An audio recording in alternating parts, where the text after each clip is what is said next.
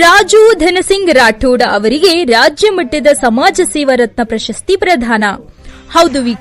ಹೌದು ವೀಕ್ಷಕರೇ, ವಿಜಯಪುರ ಜಿಲ್ಲೆಯ ಕೊಲ್ಲಾರ ತಾಲೂಕಿನ ಕೊಡಗಿ ತಾಂಡದ ಬಂಜಾರ ಸಮಾಜದ ಯುವ ನಾಯಕರು ಮತ್ತು ಪ್ರಥಮ ದರ್ಜೆ ಗುತ್ತಿಗೆದಾರರಾಗಿ ವಿವಿಧ ಸಮಾಜಿ ಕಾರ್ಯಗಳಲ್ಲಿ ತಮ್ಮನ್ನು ತಾವು ತೊಡಗಿಸಿಕೊಂಡು ಸಮಾಜದ ವಿವಿಧ ಅಭಿವೃದ್ಧಿ ಕಾರ್ಯಗಳನ್ನು ಮಾಡುತ್ತಾ ಯುವಕರ ಅಚ್ಚುಮೆಚ್ಚಿನ ನಾಯಕರಾಗಿ ಕ್ರೀಡೆ ಮತ್ತು ಶೈಕ್ಷಣಿಕ ಕ್ಷೇತ್ರದಲ್ಲಿ ಸಾಧನೆ ಮಾಡಿದ ಯುವಕರಿಗೆ ಸಹಾಯ ಹಾಗೂ ಸಹಕಾರ ಮಾಡುತ್ತಿರುವ ರಾಜು ಧನಸಿಂಗ್ ರಾಠೋಡ್ ಅವರಿಗೆ ರಾಜಧಾನಿ ಬೆಂಗಳೂರಿನಲ್ಲಿ ರಾಜ್ಯ ಮಟ್ಟದ ಸಮಾಜ ಸೇವಾ ರತ್ನ ಪ್ರಶಸ್ತಿ ನೀಡಿ ಗೌರವಿಸಲಾಯಿತು.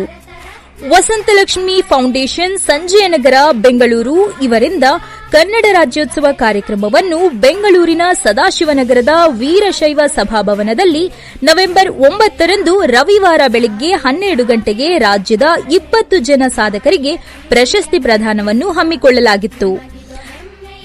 ಈ ಕಾರ್ಯಕ್ರಮದಲ್ಲಿ ರಾಜು ಧನಸಿಂಗ್ ರಾಠೋಡ್ ಅವರಿಗೆ ಕರ್ನಾಟಕ ರಾಜ್ಯದ ಸೇವಾ ರತ್ನ ಪ್ರಶಸ್ತಿ ನೀಡಿ ಗೌರವಿಸಲಾಯಿತು.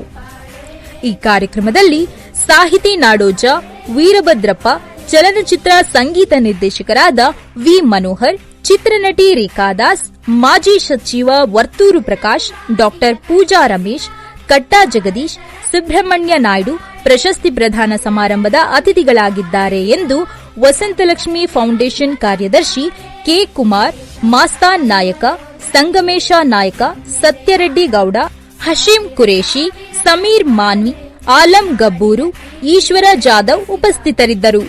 ಬ್ಯೂರೋ ರಿಪೋರ್ಟ್ ಲಾಲಾ ಸಾಬ್ ಸಾವರಗೋಳ ಜೊತೆ ಕನ್ನಡ ಧ್ವನಿ ನ್ಯೂಸ್ ವಿಜಯಪುರ. ಈ ಚಾನೆಲ್ ಅನ್ನು ಸಬ್ಸ್ಕ್ರೈಬ್ ಮಾಡಿ ಮತ್ತು ನಮ್ಮ ಹೊಸ ವಿಡಿಯೋವನ್ನು ಎಲ್ಲರಿಗಿಂತ ಮುಂಚೆ ನೋಡಲು ಬೆಲ್ ಐಕಾನ್